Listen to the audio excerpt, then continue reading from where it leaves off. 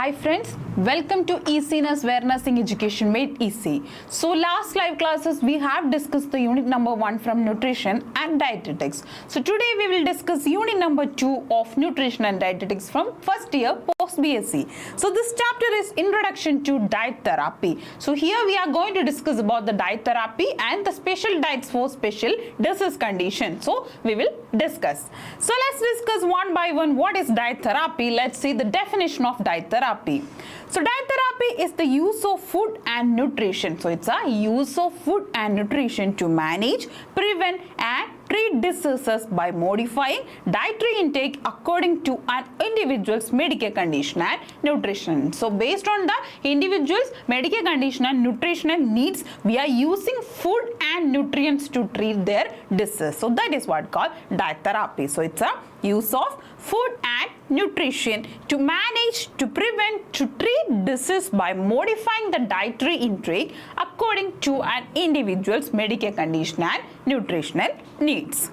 So let's see about importance of diet therapy. So what are the main importance of diet therapy? It's promote healing.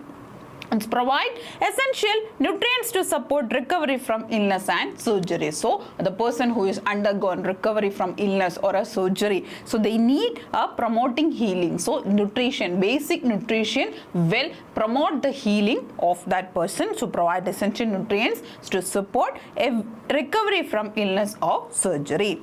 Manage diseases. It helps in control conditions like diabetes, hypertension and kidney disease. So the patients who is suffering with diabetes, hypertension, they need to have some dietary modification. So that is what called basically diet therapy. So it manages diseases, boost immunity, strengthens the body's defense against infection. So it will give us immunity power to strengthen, or so it will strengthen the immunity power to fight against the infection. So it boosts immunity, enhances digestion, supports gut health and prevents digestive issues. So it will also helps the support, it will help support the gut health like stomach health. It will be maintained and preventing of digestive issues. Improves overall well-being, maintains energy level and also mental health. So these are the importance of diet therapy. Now let's discuss about therapeutic diet, so which is very important in this chapter, that is therapeutic diet. What is therapeutic diet? It's medically prescribed diet that is modified in nutrients, texture or food content to help manage and treat specific diseases or medical condition. So to treat specific diseases or medical condition, we are modifying the diet of a particular person. So that is what called therapeutic diet. So it's a medically prescribed diet. So it's a medically prescribed diet that is modified in nutrients, texture or the food content to help manage and treat specific diseases or medical conditions. So that's the definition of therapeutic diets. So now let's discuss about importance of therapeutic diets. Why we need therapeutic diets? What is the importance? It also promotes healing, provides essential nutrients to aid recovery from illness and injury, manages diseases, helps control conditions like diabetes, hypertension or kidney disease, prevents complication. It also reduces the risk of malnutrition, obesity or worsening of health issues, enhances well-being. It supports physical and mental health by improving the energy levels and immunity of a individual. Personalized nutrition tailored to meet individuals' dietary needs for optimal health outcomes. So these are the importance of therapeutic diet. Now let's discuss about the routine hospital diet. So what are the routine hospital diets? First one is normal or regular diet. So the balanced diet given to patients without any dietary restriction, that is normal diet what everybody having. So normal or regular diet without any restrictions. Soft diet. So what is soft diet? Easily digestible food for patients with digestive issues or recovering from surgery. So patients who is recovering from surgery or the patients who is suffering with digestive issues or diseases, they will give in hospital they will give a therapeutic diet, that is what called soft diet. So the food will be given to them will be soft. Next is liquid diet. So what is liquid diet? Includes clear or full liquids for patients with swallowing difficulties after surgery. So the patients who is having a difficulty in swallowing or the patients who undergone surgery, they'll get a liquid diet. So mainly clear or full liquids like fruit juices or any other type of fluids like water. bland diet. So what is bland diet? Low in spices and fiber. So it will be very low in spices and fiber, used for patients with gastrointestinal disease. High protein diet. So what is high protein diet? It's given to patients needing tissue repair, such as post-surgery or malnourished individuals. So the persons who is having malnourished individuals, or the patient who is post-surgery, in the period of post-surgery, they'll give a high protein diet for them. So it's a high protein diet. Low sodium diet, recommended for patients with hypertension, kidney disease or heart condition. So the patient who is suffering with hypertension, kidney diseases or heart, they will have to cut short the salt intake. So low sodium intake. So they should have a low sodium diet. Diabetic diet. So what is diabetic diet? Control high carbohydrate intake to manage blood sugar levels in diabetic patients. So the patients who is having diabetes, they should control their carbohydrate intake. So that is what called diabetic diet. Renal diet, low in sodium, potassium and phosphorus for patients with kidney disease. So patients who is suffering with renal or kidney disease, they should have a low sodium, potassium and phosphorus diet. That is what called renal diet. So these are the routine hospital diets.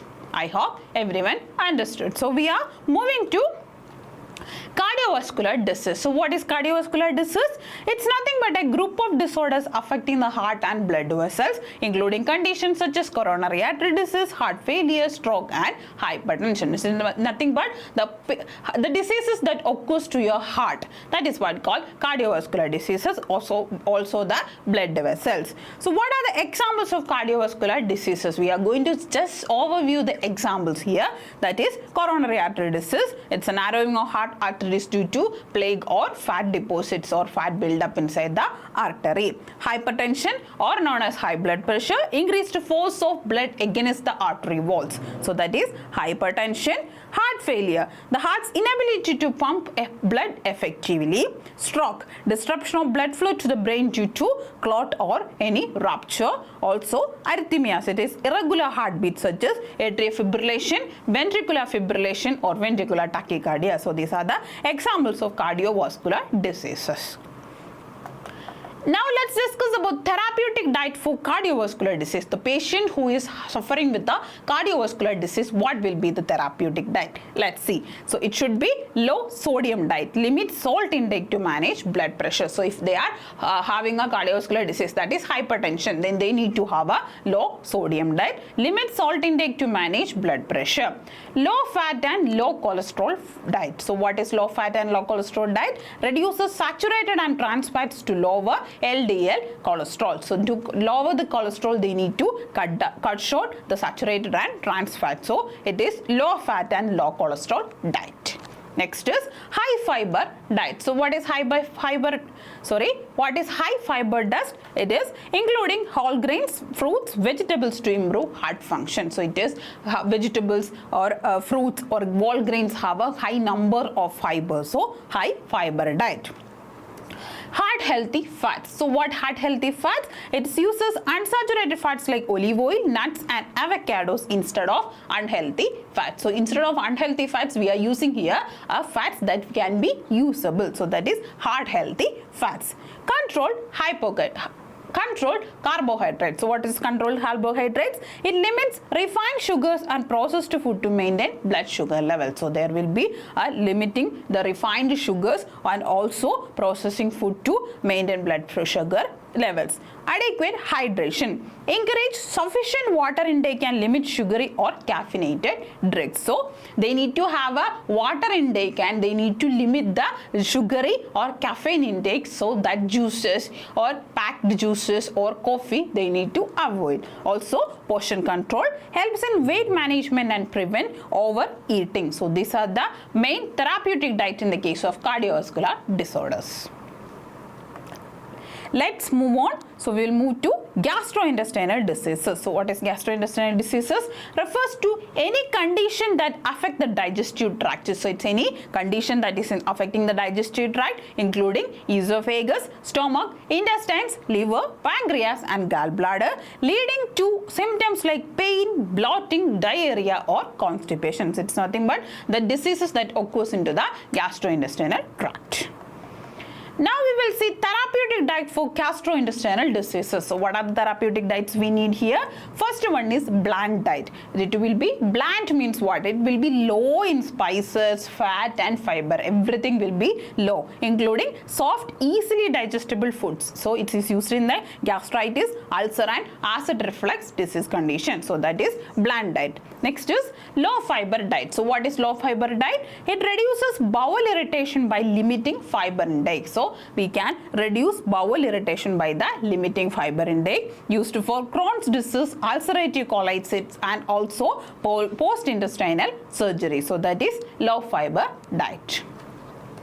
Next is high fiber diet. So what is high fiber diet? It promotes bowel movements and gut health, used in constipation and irritable bowel syndrome. So high fiber diets, diet will be including high fibers. Next is gluten free diet. What is gluten free diet? Eliminates gluten containing foods like wheat, rye and barley. So that is gluten free diet. Lactose free diet.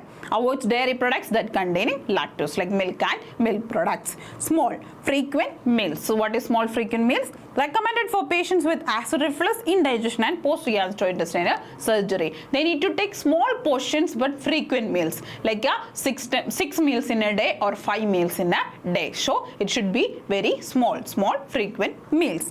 Probiotic rich diet includes yogurt and fermented foods to promote gut flora balance. So that is probiotic rich diet. So these are the main types of therapeutic diets used in the case of a gastrointestinal disease. Let's move on. Renal disorders or kidney disorders. So what it is? Renal disorders refers to conditions that affect the kidney's function, leading to issues with waste elimination, fluid balance and electrolyte regulation. So it is disorders that affecting the kidney and its parts. That is what called renal disorders. So what is kidney? It's a filtering blood, removing waste and regulating fluid and electrolyte balance. Ureters, it is a tube that transports urine from kidney to the bladder. So from kidney to bladder, the urine is transported to ureter. Bladder stores urine until it is excreted. Urethra carries urine from bladder out of the body. So these are the main parts of renal system. Now let's see what is the therapeutic diet for renal disease. So let's see what is the therapeutic diet for renal disease. It is low sodium intake, reduce fluid retention and control blood pressure. So they need to cut short the salt intake. So low sodium intake they need to have. So the diet should be free of sodium. Next, restricted protein. Limits protein consumption to reduce kidney workload while ensuring adequate nutrition. So there should be restricted amount of protein. So protein should be restricted in diet. Control potassium. Manage potassium levels to prevent heart complications. So the patient is already having kidney disease. They need to manage or control the potassium intake to prevent further damage to the heart. Also, it will cause heart complications. Limited phosphorus helps prevent bone diseases and maintain mineral balance. So we need to prevent bone disease and maintain mineral balance. We need to limit the amount of phosphorus in the diet. Fluid restriction prevents fluid overload and swelling in advanced kidney diseases. High calorie nutrient dense food. So what is high calorie nutrient dense food? Ensures energy needs are met while restricting harmful nutrients. So these are the therapeutic diet in the cases of a renal disease. So let's move on. Endocrine and metabolic disorders. So what is endocrine and metabolic disorders? Endocrine and metabolic disorders are disorders that affects the body's endocrine and system and metabolism, leading to hormonal imbalances or disruption. So what will happen here? Hormonal imbalance or disruption in normal metabolic process. These conditions can impair growth, energy production and overall health. So what is the therapeutic diet for endocrine and metabolic disorders? First condition, that is diabetes mellitus. So it's an endocrine disorder, diabetes mellitus. So they need to, the patient who is having diabetes mellitus, what they need to have? Low carbohydrate, high fiber diet. Low carbohydrate, high fiber diet they need to take with controlled sugar intake to regulate blood glucose levels. So next is hypothyroidism. So what is hypothyroidism? It is that persons who is suffering with hypothyroidism, they need to take iodine-rich, high-fiber diet with controlled calories. So to manage weight and improve metabolism. So they need to have iodine-rich, high-fiber diet. Next is hypothyroidism. So what is hypothyroidism? High calorie, high protein diet with reduced iodine index. So they need to, if their hypothyroidism, if their thyroid gland is producing more, so it is hyperthyroidism, they need to have high calorie, high protein diet with the reduced iodine index. So the iodine index should be reduced to prevent excessive thyroid activity. Next is Cushing syndrome. So this is also one of the endocrine and metabolic disorder, Cushing syndrome. So the patients or persons who is suffering with Cushing syndrome, what they need to do? They need to have a low sodium, high protein diet to control blood pressure, reduce fluid retention and maintain muscle mass. So this is the Cushing syndrome. Addison's disease. So what is Addison's disease? It's a disease of metabolic. It's a metabolic disorder where the patient is having to take high sodium, high fluid diet with balanced carbohydrates. So high fluid, high sodium, high fluid diet with balanced carbohydrates to manage electrolyte imbalances. Obesity. So the person who is having obesity, what they need to do? What will be their diet plan? It should have low calorie, high fiber, protein rich diet with portion control to support weight loss and metabolic health. So these are the therapeutic diet in the case of endocrine and metabolic disorders. So mainly diabetes, hypothyroidism, Cushing syndrome, Addison's disease and also obesity. Now let's discuss about allergy. So what is allergy?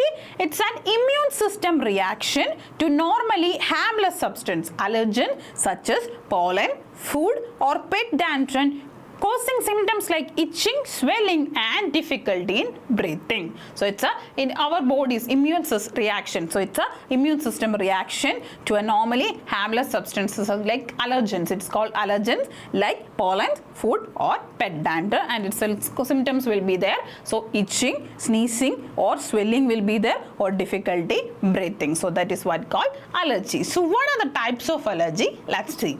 So first is food allergy. So some persons will have food allergy, reaction to certain foods like nuts, shellfish or dairy products. Next is respiratory allergy. So what is respiratory allergy? Triggered by airborne allergens such as pollen, dust mites or pet dander. So allergic rhinitis or asthma will occur. Skin allergy includes conditions like eczema, hives or contact dermatitis caused by allergens like chemicals or insect bites. So it is a skin allergy. So sometimes what will happen? Skin itching, eczema, hives or contact dermatitis occurs. Drug allergy. So what is drug allergy? Adverse immune response to medications such as antibiotics or pain relievers. So sometimes what will happen? We are taking some medicines like antibiotics. There is a chance we are getting the allergy. So that is what called drug allergy. Insect allergy.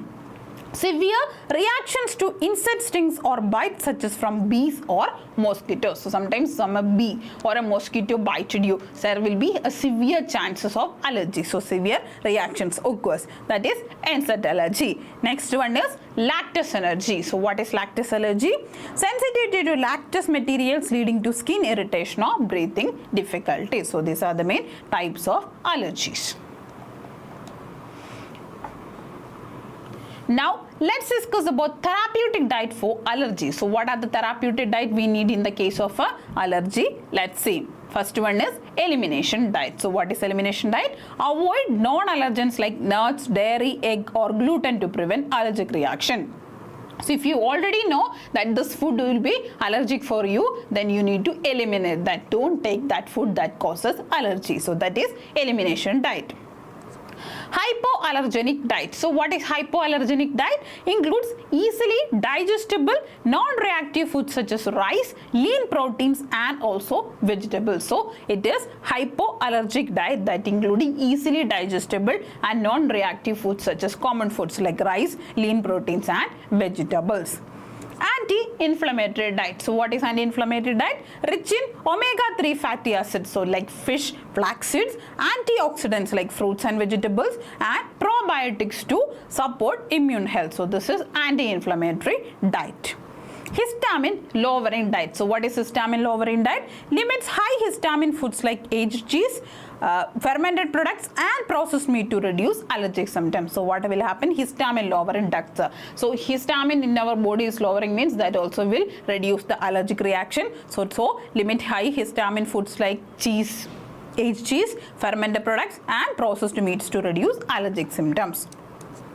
Nutrient rich diet. So what is nutrient rich diet? Ensures adequate intake of vitamin C, D, E and minerals like zinc and magnesium to strengthen the immunity system and to reduce hypersensitivity. So these are the therapeutic diet for allergic reactions. Let's move on. Fever. So what is fever? It's a temporary increase in body temperature, usually above 38 degrees Celsius, 100.4 degree Fahrenheit, often due to an infection or illness as the body's immune system responses to fight off pathogen. So it's not a disease condition, it's a symptom that is the body's immune response system is responding to a infectious pathogen. So that is fever. So it's a temporary increase in the body temperature. So what are the types of fever? Intermittent fever. So what is intermittent fever?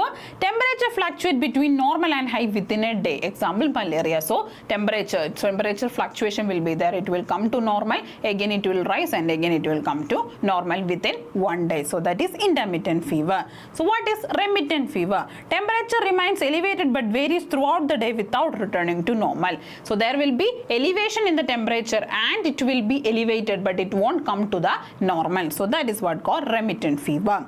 Sustained or continuous fever. So it is persistent fever with minimal fluctuation. Example, pneumonia. So the patient who is suffering with pneumonia, they'll have persistent fever, continuous fever. So that is sustained fever.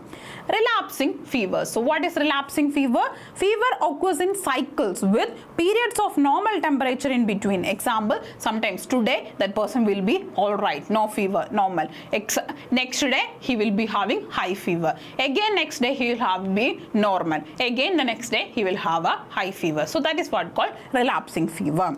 Next is hectic fever. So what it is? Wide temperature fluctuation often associated with severe infection. So there will be wide fluctuations in the temperature. So sometimes it is normal, sometimes it is very high, sometimes it will go beyond normal. So that is what called, in the cases of septicemia, you can see that hectic fever. Next is Bell-Epstein fever. So what is Bell-Epstein fever? Alternating fever episodes lasting days common in Hodgkin's lymphoma. So the person who is suffering with Hodgkin's lymphoma, this kind of fever we can see, that is Bell-Epstein fever.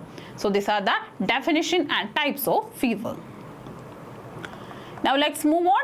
Therapeutic diet for fever. So what is therapeutic diet? We need to have high fluid intake. So that person should have to, if you are having fever or the person who is having fever, they need to drink plenty of water, herbal tea, soups or fruit juices to prevent dehydration. So fluid intake is very, very important. It should be, you can take water, herbal teas, soups or fruit juices.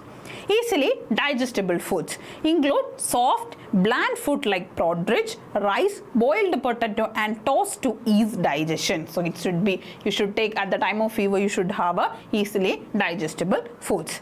High calorie, high protein diet. So what is high calorie, high protein diet? Consume eggs, lean meat, dairy and legumes to support immunity and recovery.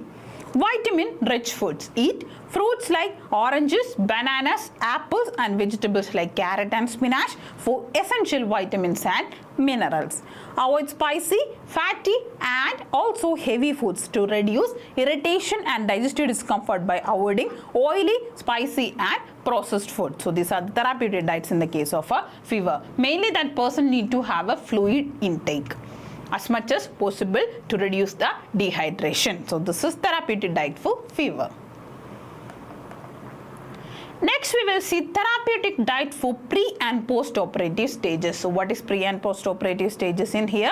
Pre-operative diet. So, before surgery, what will be the diet? Will be high protein diet, supports tissue repair and boost immunity. So, to tissue repair and to boost immunity, we need to have a high protein diet. Carbohydrate loading provides energy and also reduces post-surgery insulin resistance. So, it is carbohydrate loading. Low residue diet. So, what is low residue diet? Reduces bowel content for surgeries involving digestive tract. Hydration ensures adequate fluid intake to maintain electrolyte balance. Avoid certain foods like no fatty, no spicy or heavy meals before surgery. Fasting may be required. So before surgery, they need to have a 8 hours fasting nil per oral. So they are not supposed to take water also. So these are the pre-operative diet before surgery. Coming to after surgery, post-operative diets, it is clear liquid. So that person will need to have a clear liquid like water, broth and juice to prevent dehydration and ease the digestion. Next is fluid liquid diet. So full liquid diets. What it is? Gradual transition to milk, soup and shakes for nourishment. Soft diet, easily digestible foods like mashed potatoes, eggs and yogurt. High protein and high calorie diet promotes wound healing and recovery. Fiber rich foods prevents constipation due to reduced mobility and pain medication. So these are the therapeutic diets for pre and post operative stages. Next, we will see deficiency diseases and malnutrition. So, in this chapter, next topic is deficiency disease and malnutrition. So, what are the deficiency disorders? Vitamin A deficiency will cause night blindness. So, the person will have night blindness. Iron deficiency anemia leads to fatigue and weakness. Iron deficiency anemia. Iron deficiency leads to goiter, results in thyroid gland enlargement. So the person will have a thyroid gland enlargement. Vitamin D deficiency, rickets or osteomalacia that causes weakness of the bone. Protein deficiency leads to protein allergy malnutrition, that is kwashiorkor or marasmus, leads to muscle waste and growth in issues. So these are the deficiency disorders. So what is malnutrition? So malnutrition refers to an imbalance in the nutrient intake. So it is included undernutrition or overnutrition. So what is undernutrition? So it is insufficient intake of calories, protein and micronutrients leading to weight loss and stunted growth. So it's a insufficient intake of calories, protein or micronutrients leading to weight loss and also stunted growth. Overnutrition, excessive intake of unhealthy foods leading to obesity and related diseases. So obesity, the body weight will be increased. Micronutrient deficiency, lack of essential vitamins and minerals affecting overall health. So these are the malnutrition, undernutrition and overnutrition. So now we will discuss about therapeutic diet for deficiency disorders and malnutrition. So protein deficiency, kwashiorkor or marasmus, they need to have high protein foods like egg, meat, fish, dairy, legumes and nuts. High calorie foods, whole grains, healthy fats like avocado, olive oil. Iron deficiency anemia, so that person is suffering with iron deficiency anemia, then they need to take iron rich foods like red meat, spinach, lentils, fortified cereals. Vitamin C rich foods like enhances iron absorption, citrus fruits and bell peppers. Vitamin A deficiency, so they are having vitamin A deficiency, they'll have night blindness. So how we can treat that? Vitamin A rich foods like carrots, sweet potatoes, liver and dairy. Healthy fats like helps in absorption like butter, nuts and seeds. Butter, nuts and seeds. Next is iron deficiency will lead to goiter. Iron rich food like iodized salt, seafood, dairy and eggs. So these are the therapeutic diet for deficiency diseases and malnutrition. So next is vitamin D and calcium deficiency. So that leads to rickets or osteomalacia, so thinning of bones. So vitamin D sources like sunlight exposure, fortified milk, fish oil, and calcium sources are dairy products, leafy vegetables, green leafy vegetables and also tofu. General malnutrition or undernutrition, how we can manage balanced diet with all the micronutrients like protein, carbs and healthy fat. So what are the macronutrients? It is protein, fat and carbohydrate. So what are the micronutrients? It is vitamins and minerals. So nutrient dense foods like meat, eggs, dairy, whole grains, fruits and vegetables they need to take. Frequent small meals for better digestion and nutrient absorption.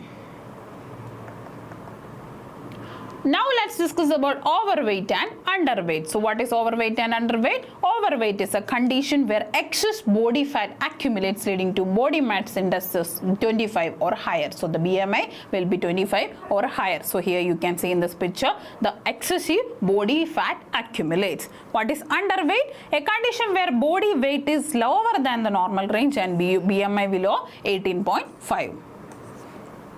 So BMI is over than or equal to 25, then it is overweight, and the BMI is less than 18.5, then it is underweight. So what are the therapeutic diet for overweight and underweight? For overweight, they need to have low calorie, high fiber diet like vegetables, fruits and whole grains. High protein intake, lean meat, fish, legumes to promote safety. Healthy fats like nuts, seeds and olive oil in moderation. Portion control, smaller, frequent meals to prevent overeating. Hydration, so they need to have plenty of water to aid metabolism and to reduce cravings. For underweight, so what is the diet for underweight? It is high calorie, nutrient dense diet like whole grains, dairy, nuts and healthy fats. High protein foods, meat, eggs, legumes or muscle growth. Frequent small meals to improve appetite and digestion. Healthy fats, avocado, nuts and dairy products to promote weight gain. Supplementation if needed, vitamins and minerals for overall health. So this is therapeutic diet for overweight and underweight. Now let's discuss about the important part, that is role of nurse in therapeutic diet. So what is role of nurse? Nutritional assessment. So evaluate a patient's dietary needs based on the medical condition. So based on the condition, we need to identify the diet plan for a patient. Diet planning and implementation. Collaborate with dietitians to ensure appropriate meal plans. Patient education. Teach patients about dietary modifications and their importance. Monitoring and evaluation. Observe food intake, weight changes and responses to diet therapy. Emotional and psychological support. Encourage adherence to dietary restrictions and address concerns. So these are the main role of nurse in therapeutic diet.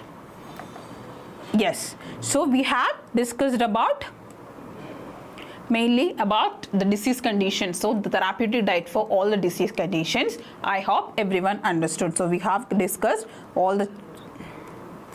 discussed the unit number 2, therapeutic diet for disease conditions. So diet therapy. So I hope everyone understood. So if any doubts you can ask.